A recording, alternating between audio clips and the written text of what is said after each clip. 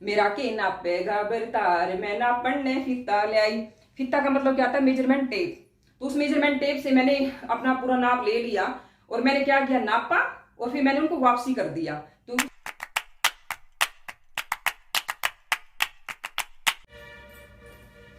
Hello everyone, how are you. आओ हम सीखते हैं खेल खेल में इंग्लिश। इंग्लिश कोई भी लैंग्वेज की शुरुआत कैसे हुई? साउंड से हुई। साउंड से क्या बने?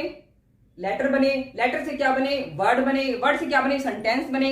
सेंटेंस फिर किस में यूज होने लगे? पार्ट्स ऑफ स्पीच में यूज होने लगे। तो हर लैंग्वेज की क्या होते हैं? लेटर्स होते हैं। जैसे हिंदी लैंग्वेज है, हिंदी लैंग्वेज में कितने लेटर्स हैं? 52 लेटर्स हैं। इंग्लिश में कितने हैं? 26 लेटर्स हैं। उसके कितने हो गए? हाफ हो गए।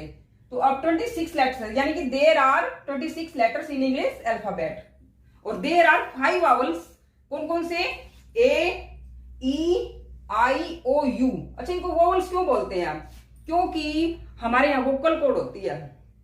वोकल कोड होती है। तो क्या होता है कि और जो जैसे कॉन्सोनेंट्स होते हैं उसमें हम लिप्स का यूज करते हैं, टीथ का यूज करते हैं, टंग का यूज करते हैं। लेकिन जो वोवल्स होते हैं ना, वो हम डायरेक्ट मतलब वोकल कोड से निकलते हैं। उसमें हम इनकी बिना सहायता से, इसकी लिप्स की और टीथ की, इनकी कोई हेल्प नहीं लेते। उसके बिना ही हम वोवल्स का यूज करते हैं। जैसे हम ज्यादातर सुख और दुख में यूज करते हैं।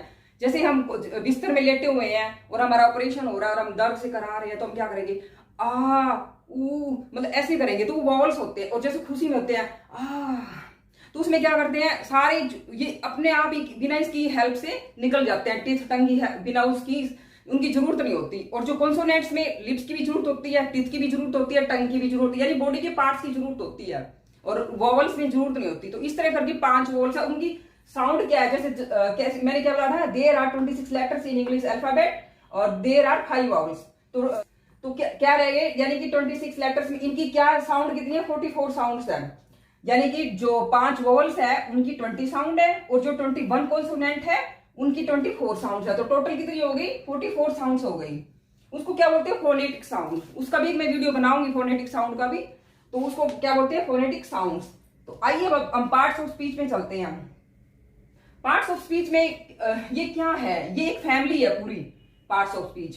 तो इस फैमिली के कितने मेंबर्स हैं? 9 मेंबर्स हैं। इन 9 मेंबर्स के हमें ये 9 मेंबर्स ही ग्रामर बनाती है। हमें ग्रामर में सीखने पड़ेगा। अगर हमें इंग्लिश का बेसिक सीखना हो तो हमें इसकी जरूरत पड़ेगी कि हमें जब पता चलेगा कोई भी हम पार्ट्स ऑफ स्पीच या कोई भी सेंटेंस बोल रहे हैं, तो हमें ये पता करना पड़ेगा कि क्या है ये जो ये बोल रहे हैं, इसमें क्या क्या वर्ड कहाँ कहाँ यूज होते हैं। तो इसलिए एक इसकी आसान सी ट्रिक मैं आपको बताती हूँ कि आपको आसानी से याद हो जाएंगे। जैसे मेरे हस्बैंड है, हमारी एक शॉप है कपड़ों की, और मेरे को ना अब जैसे परसों से नवरात्रे लग जाएंगे तो मेरे को कपड़े चाहिए। करवा चौथ भी आएगा तो दिवाली भी आएगी, तो मेरे को कपड़े तैयार करवाने हैं। तो मैं शॉप पे जाती हूँ। फिर मैं मेरे हस्बैंड को कहती हूँ कि मेरे को ना कपड़े दिखा दो। तो वो लहंगे क्या, सूट क्या, हर ड्रेस मेरे लिए लेके आ जाते हैं। तो मैं उनको ट्राई कर करके पहन के देखती हूँ। तो फिर किसी का नाप छोटा है, किसी का बड़ा, क्योंकि एग्जैक्ट नाप तो मिलना बहुत मुश्किल हो जाता है। तो फिर वो कहते हैं कि इंची टेप लेके आता हूँ, मैं उससे देख लेना। फिर मैंने कहा लो मुझे दे दो इंची टेप, मैं देख लूंगी, मैं अपना बता दूंगी आपको। तो वो हंसने लग जाते हैं, कहते हैं कि चलो ठीक है। तो इससे मुझे एक हरियाणी गाना भी याद आ गया। मेरा के नापेगा बरतार मैं ना पढ़ने फीता ले आई। फीता का मतलब क्या आता है? Measurement tape. तो उस मेजरमेंट टेप से मैंने अपना पूरा नाप ले लिया और मैंने क्या किया? नापा और फिर मैंने उनको वापसी कर दिया। तो उससे क्या हुआ? नापा और वापसी। यानी कि एन से नाउन, ए से आर्टिकल, पी से प्रोनाउन, ए से एडजेक्टिव, डी साइलेंट होएगा। तो ये तो बन गई नापा गई। और वापसी से वी से वर्ब, ए से एडवर्ब, पी से प्रीपोजिशन, सी से कंजंक्शन, आई से इंटरजेक्शन। तो ये क्या हो गई? पूरी 9 इनकी फैमिली हो गई, मेंबर्स हो गए। तो ये सारे मतलब इस तरह आपको याद करने हैं, बहुत ईजी रहेंगे। अब क्या होता है कि इनका सबका डिफरेंट नेचर है, डिफरेंट करेक्टर है और इनकी डिफरेंट आइडेंटिटी है। अब इनको क्या है कि ये अपने प्लेस के आधार पे आते हैं। ऐसे नहीं आते कि भी कहीं भी अपने मुंह उठा के चल पड़े और कहीं भी आ गए, ऐसे नहीं। उनको यही याद करने के लिए हमें ग्रामर सीखनी पड़ती है भी कहाँ कहाँ इनका स्थान है। जैसे अब मैं कहूँ आपको ए माई इज मदर टीचर, तो ये तो कोई सेंटेंस हुआ नहीं। ए माई ये कहेंगे मैडम क्या सिखा रहे हो? तो ए माई इज मदर टीचर ये गलत है। इसको सही करने के लिए कि माई कहाँ आएगा और ये जैसे माई मदर इज टीचर हो सकता है, क्योंकि उसमें उसका उनका जैसे अब उसमें बताना पड़ेगा कि माई क्या है, इज क्या है। तो ये सारी चीजें इनसे सीखेंगे। अब जैसे हिंदी में भी है मैं कह दूं एक मेरी है माता अध्यापक, तो हर लैंग्वेज की सीक्वेंस तो होता ही है, बिना सीक्वेंस के हम लैंग्वेज नहीं यूज कर सकते। तो अगर कोई भी समझ नहीं पाएगा तो एक प्रॉपर सीक्वेंस होता है। तो जैसे Hindi is written to left to right, और English is written left to right, Roman is written up to down, Chinese is written up to down through symbols not letters. Chinese में letters use नहीं होते। और इसी तरह English के क्या है, यानी कि लेफ्ट टू राइट, तो उसका एक सीक्वेंस होता है। तो उस सीक्वेंस में उनका वो उसी और इन्हीं का ये सीक्वेंस भी होता है। अभी नाउन का आएगा, प्रोनाउन का आएगा, तो वो हमें सीखना पड़ेगा।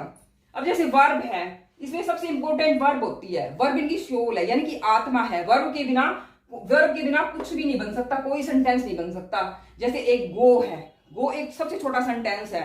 मैंने गो बोल दिया, मेरा काम चल गया, मेरे को कुछ भी जरूरत नहीं पड़ी, ना ही मेरे को नाउन की जरूरत पड़ी, ना ही मेरे को प्रोनाउन की जरूरत पड़ी, और मैंने गो से अपना काम चला लिया। चाहे कितना ही लॉन्गेस्ट सेंटेंस हो, उसमें वर्ब के बिना वो नहीं बनेगा, वो बिल्कुल रॉन्ग है वो सेंटेंस। तो इसलिए वर्ब का होना बहुत जरूरी है। तो इसलिए हमें सेंटेंस में बनाने के लिए वर्ब की बहुत जरूरत पड़ेगी। तो अभी हम सारे धीरे धीरे एक करके सारे हम याद करेंगे। अब कल मैं नाउन का नेक्स्ट लेसन करवाऊंगी, तो इस तरह धीरे धीरे करके सारे याद करेंगे। तो ये हो गया आपका पार्ट्स ऑफ स्पीच, बहुत इजी है, और ऐसे कोई वो बात नहीं है कि हम याद नहीं कर पाएंगे। Thanks for watching my video, धन्यवाद।